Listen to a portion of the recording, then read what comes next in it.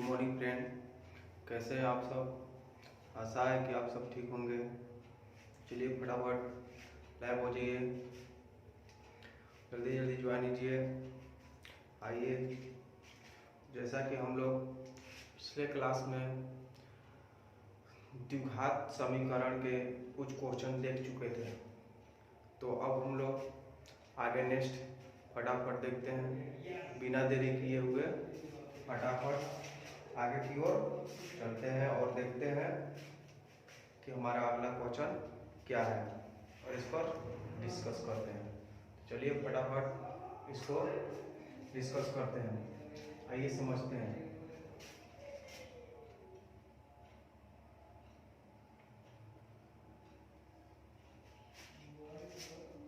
द्विघात समीकरण के बारे में कल समझ चुके थे, इससे रिलेटेड कुछ क्वेश्चन कर चुके थे। तो आइए अब हम लोग को आगे की ओर चलते हैं और देखते हैं आगे क्वेश्चन क्या पूछता है। अब इसमें अगला क्वेश्चन जो पूछता है आपका, कल हम लोग बेसिक टाइप का क्वेश्चन पूछते हैं जो समीकरण के फॉर्म में देता है, वो वाला क्वेश्चन हम लोग पढ़ चुके हैं। अब हम लोग आते हैं लैंग्वेज बेस्ड क्वेश्चन, शब्द वर्ड शब्द प्रॉब्लम क्वेश्चन कैसे पूछता है। तो आइए हम लोग समझते हैं। जैसे में आपका एक क्वेश्चन दिया है और कह रहा है कि ऐसी दो संख्या ज्ञात करना है, ऐसी दो संख्या ज्ञात करना है जिसका योग 27 होना चाहिए। जिसका योग क्या होना चाहिए? 27 होना चाहिए और गुणनफल 42 होना चाहिए। और गुणनफल क्या होना चाहिए? 42 होना चाहिए। फिर से समझिए क्वेश्चन को और लिख भी सकते हैं आप इस क्वेश्चन को। अगर आप पढ़ना चाहते हैं, थ्योरी बनाना चाहते हैं, तो इसे क्वेश्चन को सुनिए और इसका एक नोट्स तैयार कीजिए और फिर उसका रिवीजन कीजिए। इससे बाहर कोई भी क्वेश्चन नहीं आएगा। मैं बार बार इस बात को दोहरा रहे हैं और बता रहे हैं, और सारे क्वेश्चन आएंगे जो 10th बोर्ड में इस बार यही क्वेश्चन आएंगे। तो आइए समझते हैं पहला क्वेश्चन क्या है। पहला क्वेश्चन है कि किन्हीं दो संख्या हमको ज्ञात करना है। कोई भी दो संख्या ज्ञात करना है और उसके जब जोड़ेंगे तो उसके सम जो होना चाहिए वो 27 होना चाहिए और उसके गुणनफल जो होना चाहिए और कितना होना चाहिए, वो 142 होना चाहिए। तो आइए समझते हैं इस क्वेश्चन को हम कैसे बनाएंगे। तो कहा है कि दो संख्याओं का योग कितना होना चाहिए? 27। तो मान लीजिए कि अगर दो संख्या में से कोई भी एक संख्या अगर हमको पता चल जाए तो दूसरी संख्या हम उसमें से घटा के क्या करेंगे? निकाल लेते हैं। आइए हम इसको बनाते हैं कैसे। माना कि एक संख्या x है। एक संख्या कितना है? x है। तो दूसरी संख्या क्या हो जाएगा? है, माना कि एक संख्या x है, इसलिए x है, इसलिए दूसरी संख्या बराबर हो जाएगा। देखिए दो संख्याओं का योग कितना है? 27। दो को संख्या के जोड़ में कितना है? 27। उसमें से एक पता है तो दूसरा हम क्या करेंगे? इसमें से घटा के पता कर लेंगे। यानी दूसरी जो संख्या होगा वो होगा आपका, दूसरी संख्या जो होगा वो 27 माइनस x होगा। 27 माइनस x होगा, x होगा। यही कहा। अब कहा प्रश्न से बोला है कि इन दोनों संख्याओं का गुणनफल जो है, ये दोनों संख्याओं का गुणनफल जो है वो आपका 182 है। तो दोनों संख्याओं का गुणनफल करेंगे तो पहली संख्या कितना है? x है, इंटू दूसरी संख्या कितना है? 27 माइनस x है, और इन तीनों को गुना करने को कितना करा है? 142 है। तो यही संख्या ज्ञात करना है कि वो संख्या कौन कौन है। तो आइए इस क्वेश्चन को देखते हैं कैसे बनाते हैं। पहले हम इसको द्विघात बहुपद में लेंगे, 2 से गुना करेंगे। 27x माइनस x के स्क्वायर इक्वल टू 142। इसको द्विघात बहुपद के रूप में लेंगे। माइनस x के square minus x square plus 27x, इसको से इधर खींचेंगे 182 इक्वल टू 0। ये माइनस है, दोनों साइड हम माइनस से क्या करते हैं गुना करेंगे, तो जब दोनों साइड माइनस से गुना करेंगे तो ये माइनस है तो क्या हो जाएगा प्लस हो जाएगा, ये प्लस है तो माइनस हो जाएगा और ये माइनस है तो प्लस हो जाएगा 182 इक्वल टू 0। अब इसको हम द्विघात, अब इसको गुणनखंड विधि से x के मान निकालेंगे या फिर पूर्ण वर्ग विधि से भी निकाल सकते हैं या फिर द्विघात समीकरण सूत्र से भी निकाल सकते हैं। तो आपको हम तीनों विधि सिखा दिए हैं, आपको जो मन करेगा उससे निकालिए। तो हम आते हैं जब कोई भी क्वेश्चन आसान टूटने लायक हो तो उसे गुणनखंड विधि से निकालना आसान होता है। तो आइए इसको तोड़ते हैं, x स्क्वायर हो जाएगा और इसको किससे तोड़ेंगे, अगर इसको हम 13 14 तोड़ देंगे, 13 और 14 तो कितना हो जाएगा गुना करने पर 182 आएगा। तो माइनस 13x माइनस 13x और minus 14x plus 182 equal to 0। अब इस दोनों में ले क्या कॉमन आएगा, x आएगा, x कॉमन निकाल लेंगे, इसमें बचेगा x माइनस 13, इसमें कॉमन निकलेगा जी minus 14x minus 13 equal to 0। यहाँ से आपका आ जाएगा x माइनस 13 एगो और एगो हो जाएगा x माइनस 14 इक्वल टू 0। अब यहाँ से हम क्या करते हैं अलग अलग कर लेंगे, तो यहाँ से क्या करेंगे अलग अलग, x माइनस 13 इक्वल टू 0 लेंगे और दूसरा लेंगे x माइनस 14 इक्वल टू 0। यहाँ से x के मान 14 आ गया और यहाँ से x के मान कितना आ गया 13 आ गया, दो x का मान आ गया। अब देखिए x के मान हमारा क्या आ गया 2 को आ गया और 2 को निकालना है तो एक 13 होगा और एक 14 होगा, लेकिन हम ये नहीं बता सकते हैं यहाँ कि कौन पहली संख्या है कौन दूसरी संख्या है, कौन पहली संख्या है कौन दूसरी संख्या है, कौन पहली संख्या है कौन दूसरी संख्या है। तो आइए अब इसको हम समझते हैं कैसे निकालेंगे। यदि हम x यदि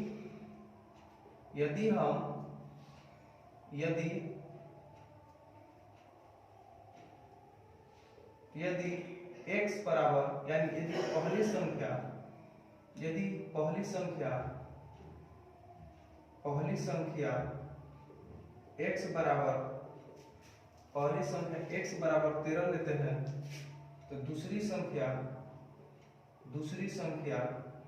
27 माइनस 13 इक्वल टू 14 आ जाएगा।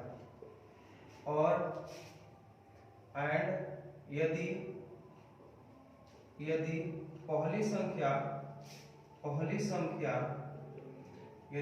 संख्या x बराबर 14 लेते हैं तो दूसरी संख्या 27 माइनस x यानी आ जाएगा 27 माइनस 14 इक्वल टू 13 हो जाएगा। तो ये दो तरीका है, जब x से यानी पहली संख्या 13 लेंगे तो दूसरी संख्या 14 आएगा और जब पहली संख्या 14 लेंगे तो दूसरी संख्या क्या बचेगा 13 आएगा। तो इसका आंसर 2 होगा, 13 14 हो सकता है चाहे 14 13 हो सकता है, लेकिन यहाँ ये नहीं हम कह सकते हैं कि वो पहली संख्या 13 ही होगा या पहली संख्या 14 ही होगा, तो दोनों में से कोई भी हो सकता है। तो ठीक है, अब इस क्वेश्चन को समझ गए होंगे। अब आगे चलते हैं, अगला क्वेश्चन कैसे पूछता है आइए समझते हैं।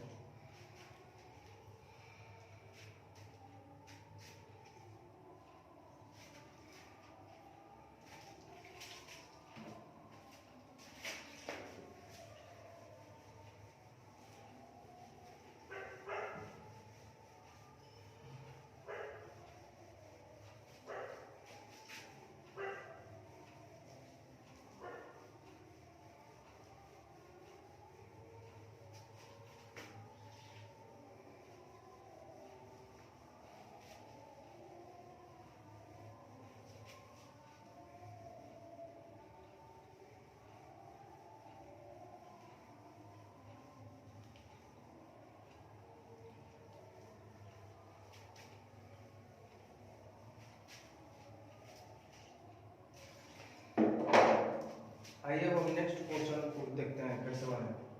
अगला क्वेश्चन पर है कि दो क्रमागत धनात्मक पूर्णांक ज्ञात कीजिए जिनके वर्गों का योग 365 है। जिनके वर्गों का चाहिए 365। करे दो क्रमागत धनात्मक पूर्णांक। क्वेश्चन है कि दो क्रमागत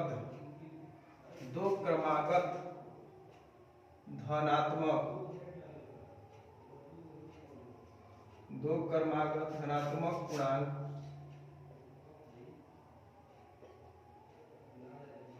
ज्ञात कीजिए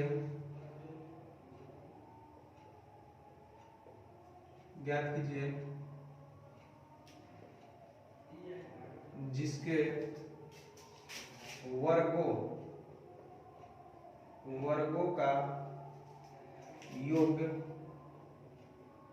वर्गों का योग 365 है। वर्गों का योग कितना है? 365 है। वर्गों का योग कितना है? 365 है। तो आइए हम इस क्वेश्चन को देखते हैं कैसे बनेगा। देखिए, जब भी दो क्रमागत धनात्मक पूर्णांक लेता है तो क्रमागत के मतलब होता है कि लगातार। यदि पहली संख्या 1 है तो दूसरी संख्या ऑटोमेटिक कितना होना चाहिए? 2। यदि पहली संख्या 4 लिए तो दूसरी संख्या होना चाहिए कितना? 5। वो भी धनात्मक में बोला है, पॉजिटिव नंबर है तो हम माइनस में नहीं बल्कि प्लस में ही लेंगे। 0 भी नहीं होगा, प्लस में 1 से स्टार्ट होगा। तो हमें आशा है कि समझ में आएगा कि क्रमागत संख्या, धनात्मक क्रमागत संख्या कैसा लेना है। यदि ये बोलेंगे 1 तो दूसरा लेना पड़ेगा 2।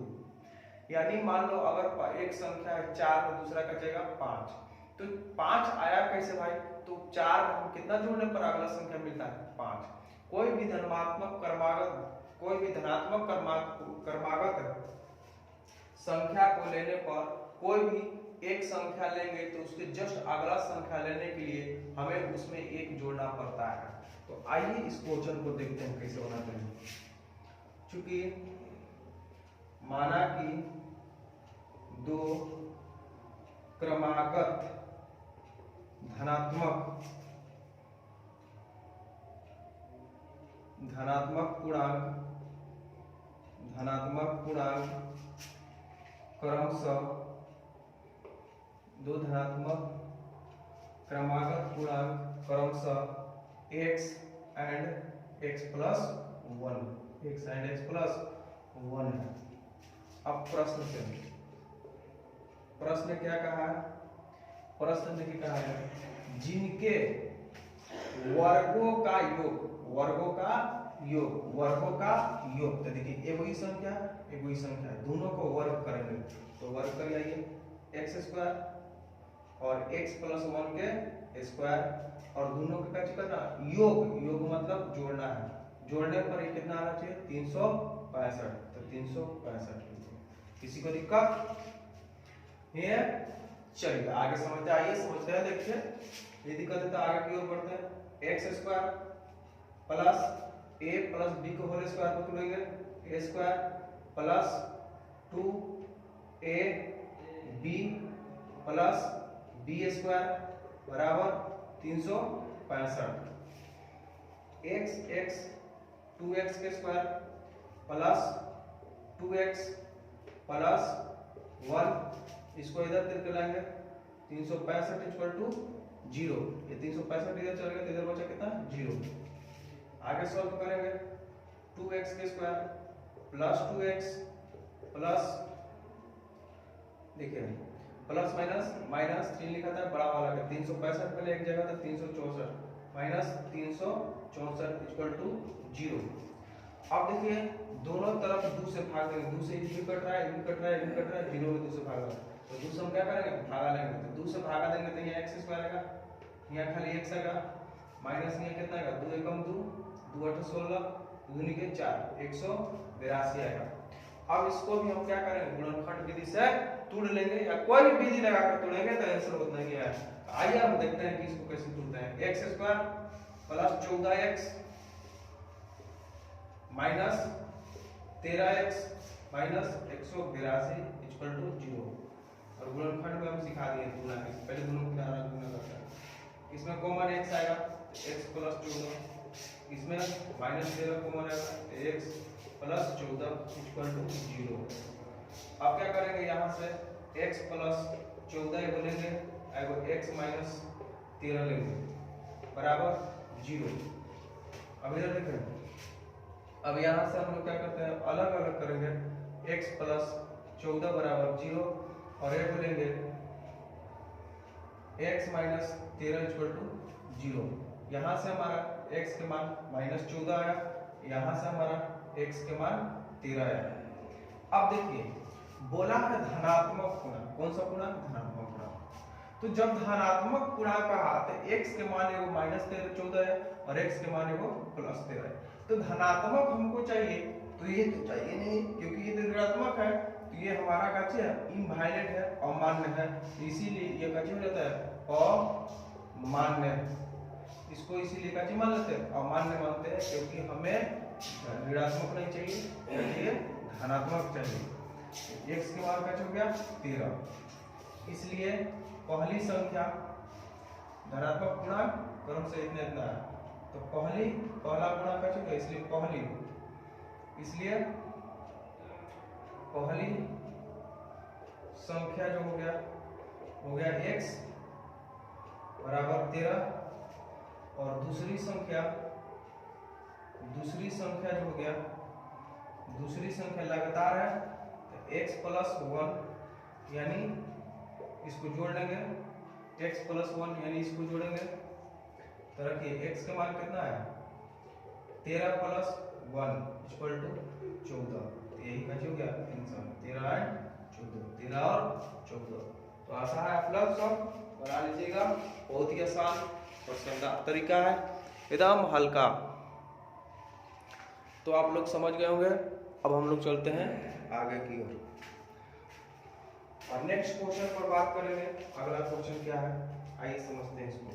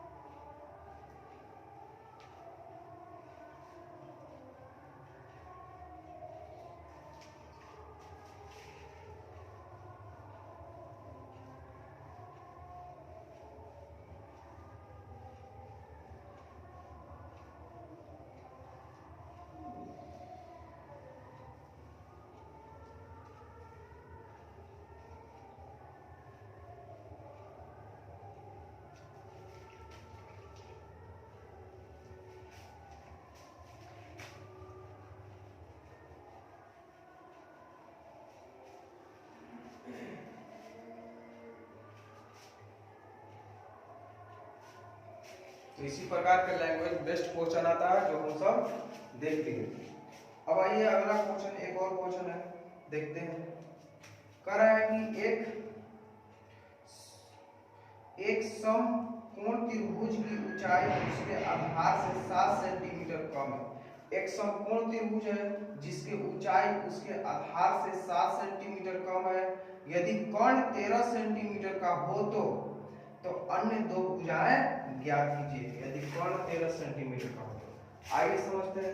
अगला क्वेश्चन है, कह रहा है कि एक समकोण त्रिभुज लेते हैं।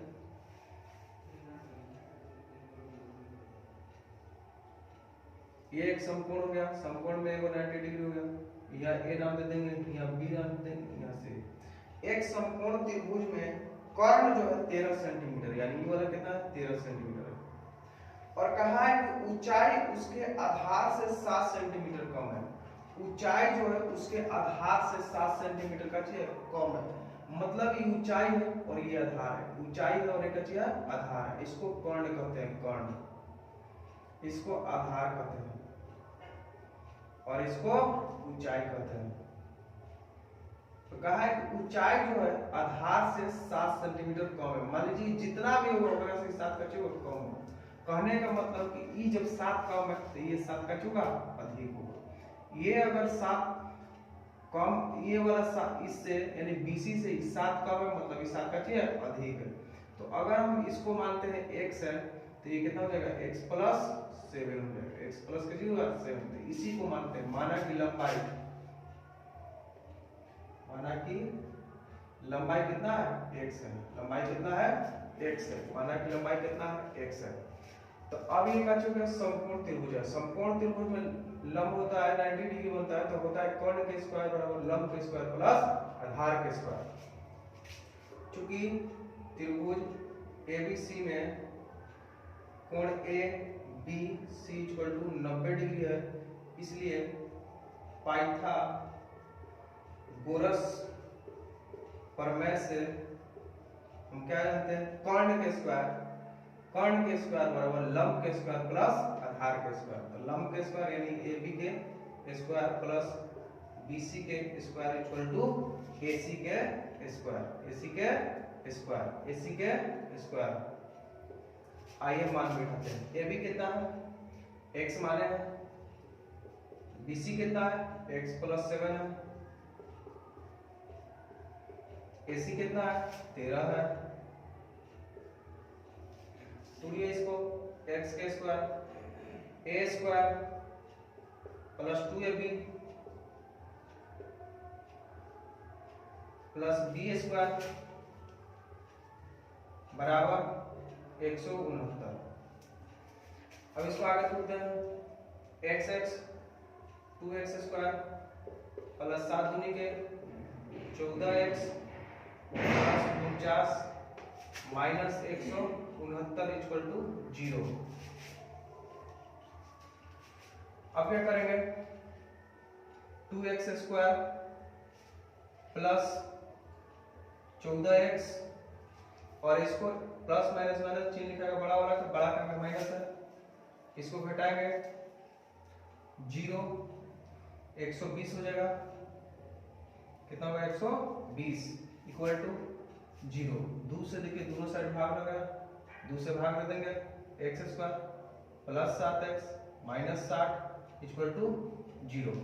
अब क्या करेंगे, हम इसको गुणनखंड विधि से क्या करेंगे, तोड़ लेंगे, या कोई भी विधि लगाएंगे, लेकिन गुणनखंड इतना इजी जब सवाल आता है, देखने के बाद आंसर आने वाला रहता है, देखते हैं कि टूट जाता है, तो उसे गुणनखंड विधि से क्या करते हैं, तोड़ देते हैं। तो तोड़िए इसको, x स्क्वायर हमको लाना कितना है 60, तो 12 × 5 कितना होता है 60, अब 12 में जब हम घटा लेंगे 5 तो आ जाएगा 7, तो plus 12x minus 5x minus 60 equal to 0। दोनों में कॉमन का चल जाएगा, x आ जाएगा, बचेगा x plus 12 minus common 5 x plus 12 equal to 0। यहाँ x माइनस 5 और एक आएगा x प्लस 12 इक्वल टू 0।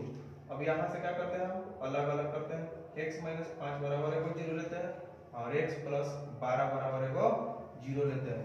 तो यहाँ से x के माना गया 5 और यहाँ से x के माना गया माइनस 12। अब देखिए x के माने को प्लस 5 आ गया और x के माने को माइनस 12 आया, तो अब इसमें देखना है कि हमको x के मान ये सही है, x के मान ये सही है। तो देखिए कभी भी कोई चीज का लंबाई जो है वो माइनस में नहीं होता है, तो इसका हाइट जो है चाहे मीटर जो है दूरी जो है वो माइनस में नहीं होता है, तो x का मान माइनस में नहीं होगा, इसीलिए इसको अमान्य लिख देते हैं, अमान्य है, इसलिए x का मान है कौन चीज x। तो जब x के मान x है तो हमारा ऊंचाई का चीज हो गया, ये ऊंचाई 5 सेंटीमीटर, इसलिए ऊंचाई x बराबर 5 सेंटीमीटर और आधार x plus 7 equal to 5 plus 7 बराबर 12 सेंटीमीटर। यही बच हो गया हमारा आंसर हो गया। तो है ना आसान, बहुत आसान है, बहुत आसान, बहुत आसान, बहुत आसान है। आई होप समझ में आ गया होगा। तो अब हम लोग आगे की ओर बढ़ते हैं।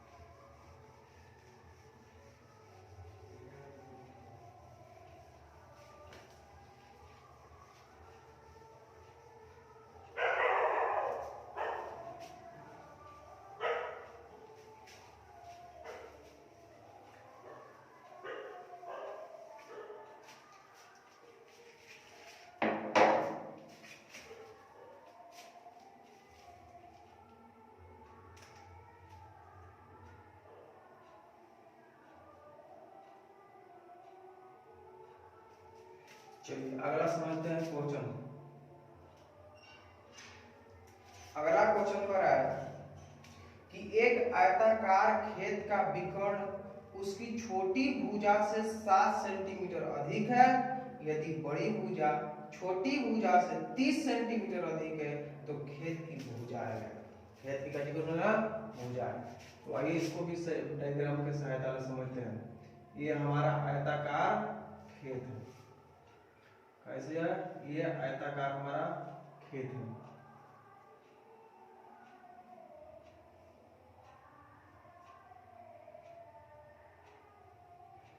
ये आयताकार का खेत है और इसको कहते हैं ये विकर्ण है। ये कहते हैं विकर्ण। ये है लंबाई और ये है चौड़ाई।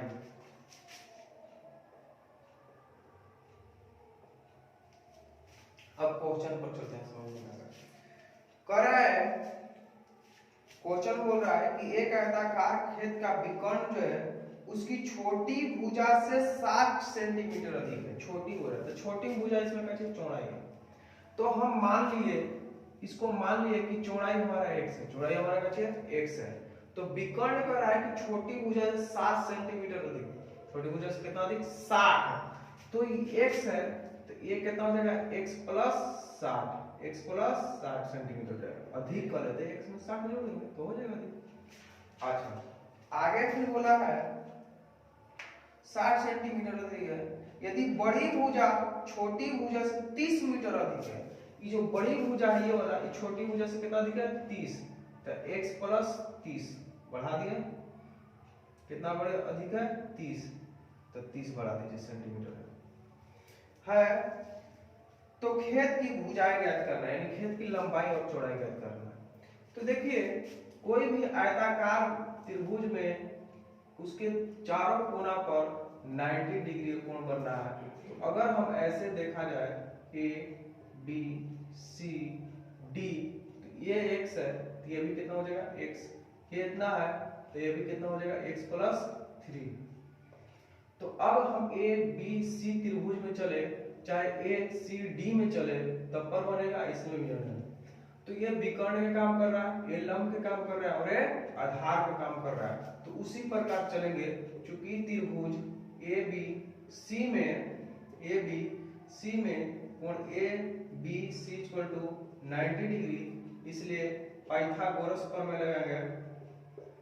पाइथागोरस प्रमेय से हम जानते हैं क्या कि कर्ण के स्क्वायर यानी AC के स्क्वायर जो होगा वो लंब के स्क्वायर यानी AB के स्क्वायर जो होगा प्लस आधार के स्क्वायर BC के स्क्वायर के बराबर होता है। BC के स्क्वायर का होता है बराबर होता है। तो मान अप्रूव करते हैं AC कितना x प्लस 60 के होल स्क्वायर। AB कितना है x प्लस AC कितना है x प्लस 30 के whole square.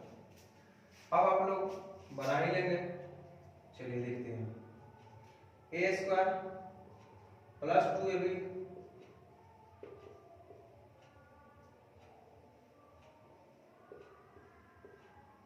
Plus b square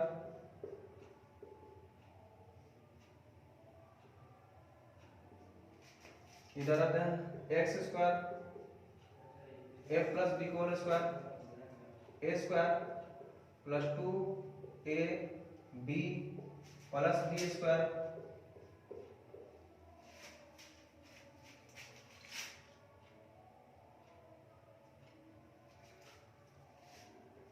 देखिए ax square ab square plus में तो इसी कट हो गया कट गया।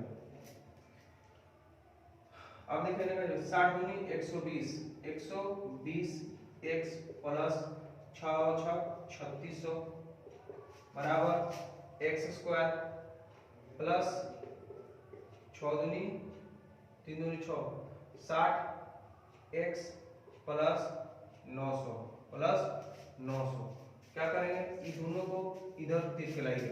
इन दोनों को कर लेंगे इधर लेंगे लाइए। अगर इसको इधर लाएंगे देने का जो बचेगा 0। इधर x square plus 60x plus 900 minus 120 x plus 3600।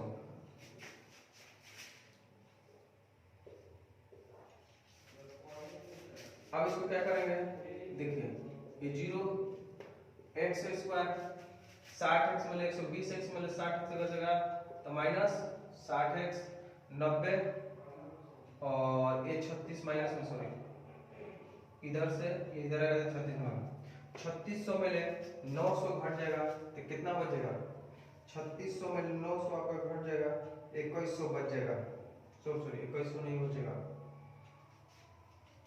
2500, कैसे बचेगा 2500, वो भी माइनस में।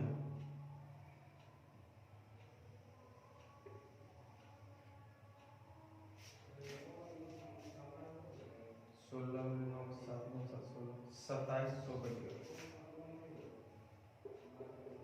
2700 बचेगा। अब इसको सीधा करके लिखते हैं, देखिए अब उलटते हैं,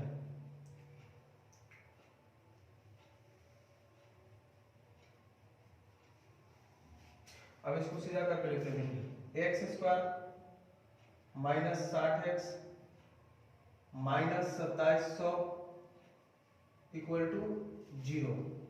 अब इसको तोड़ते हैं, अब इसको तोड़ना है, इसको ऐसा तोड़ना है, गुना करने पर माइनस 2700 आना चाहिए और जोड़ने घटाने पर कितना चाहिए 60x, तो 9 तिया 27, हाँ 90 30 टूटेगा, x square minus 90x plus 30x minus 2700 equal to 0। इस दोनों में से कॉमन क्या निकालेंगे x, तो बचेगा x माइनस 90। इस दोनों में से कॉमन क्या निकालेंगे प्लस 30, तो बचेगा x माइनस 90 इक्वल टू 0, यानी होगा कितना x minus 90 equal to x plus 30। दोनों बाहर वाला एक साथ लेते हैं, ये वाला दोनों एक साथ मिल जाते हैं, वो लेते हैं बराबर 0। अब यहाँ से क्या करेंगे, हम अलग अलग करेंगे, x माइनस 90 इक्वल टू 0 और दूसरा करेंगे x plus 3 equal to 30 equal to 0। अब यहाँ से x का मान निकालते हैं, x बराबर 90 और x बराबर इधर आया माइनस 30।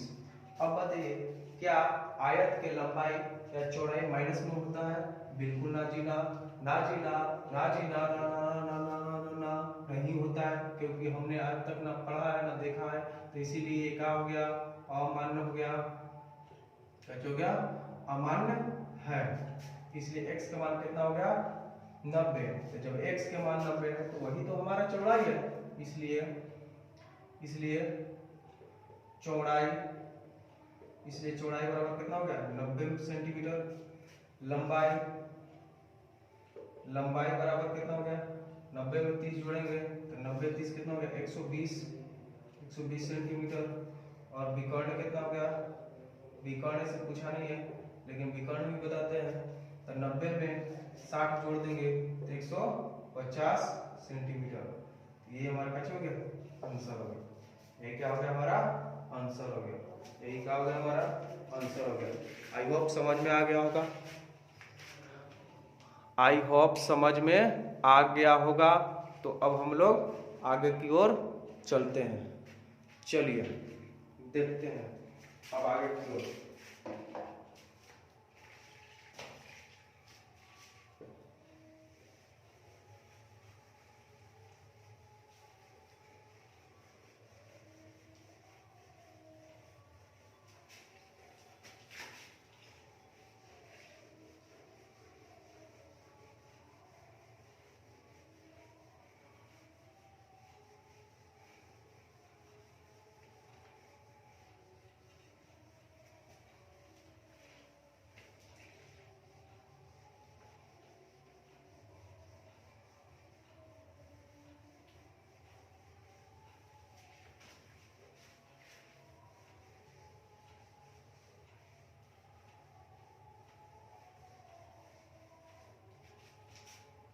आइए आज का लास्ट क्वेश्चन, आज का लास्ट क्वेश्चन देखिए क्या है, k का मान ज्ञात करना है, क्या निकालना है, k का मान ज्ञात करना है। और दिया है कह रहा है 2x दिया है 2x square plus kx plus 30 2x square plus kx plus 30 equal to 0 और 0 है। k का मान निकालना है। ऐसे मान निकालिए कि जिसके दो बराबर हो, मतलब x का जो मान होना चाहिए वो दो बराबर हल होना चाहिए। तो हम लोग आपको हम पढ़ाते हैं कि जब द्विघात समीकरण के दो बराबर हल होते हैं तो इसका शर्त है दो बराबर हल के लिए, चूंकि पहले लिखते हैं, चूंकि a बराबर 2 है, b बराबर k है एंड c बराबर 30 है। ये a है, ये b है और ये c है। अब कहा है दो बराबर हल, चूंकि दो बराबर हल के लिए दो बराबर हल के लिए क्या शर्त है कि दो बराबर हल के लिए d बराबर 0 होता है, यानी d का मान क्या होना चाहिए, 0 होना चाहिए। d बराबर सूत्र पढ़ा था b square minus 4ac equal to 0। b के मान k के स्क्वायर माइनस 4 a के जगह पर कितना है 2 रख देंगे इंटू c की जगह पर कितना 30 रख देंगे इक्वल टू 0। गुना करेंगे के स्क्वायर माइनस 4 दूनी के 8 के 24 टू 0, यानी के स्क्वायर बराबर हो गया 24, यानी के बराबर हो गया रूट 240 को अगर तोड़ेंगे हम लोग तो 240 को अगर तोड़ा जाए तो 16 2 इंटू टूट जाएगा आपका, ये तोड़ेंगे हम लोग इसको तो 2 इंटू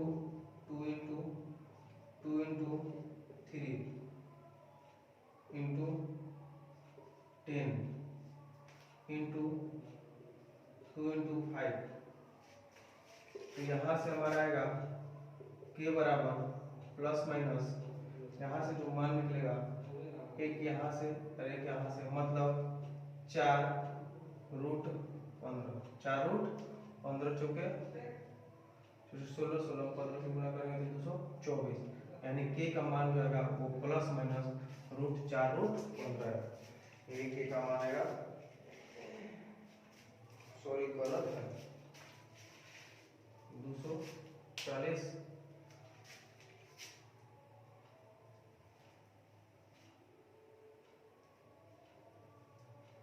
ओ ठीक है ओ चलिए, तो आज का हमारा टॉपिक समाप्त हुआ और आज द्विघात बहुपद से जितने भी इम्पोर्टेंट क्वेश्चन थे, जितना भी एग्जाम पहुंचने वाले थे वो सारे क्वेश्चन खत्म हो गए। तो आइए अब हम सब गुड नाइट, सी यू, जय हिंद।